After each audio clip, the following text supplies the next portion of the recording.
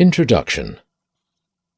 The central component of any explanation of Keynes is what he was trying to say in his magnum opus, The General Theory, published in 1936, and how this changed the way economic problems were conceived during the next decade, the events that came to be called the Keynesian Revolution.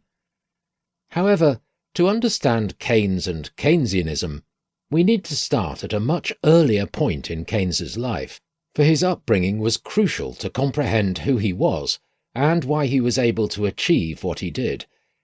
A key to understanding his life and work is that he was both a rebel, challenging the orthodoxies of the day, and part of the establishment. Chapter 1 shows how he was able to get into that seemingly contrary position.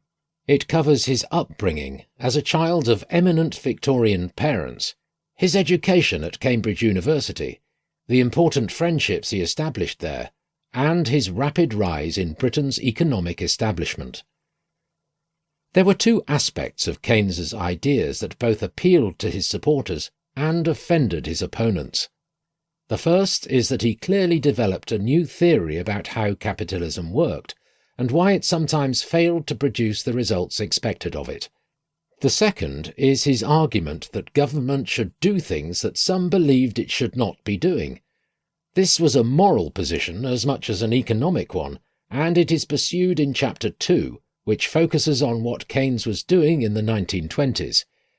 During this decade, he was thinking deeply about theoretical questions, but he was also strongly engaged in policy analysis, using theoretical frameworks developed by the older generation of economists. He used standard economic theories, but he applied them in a new way.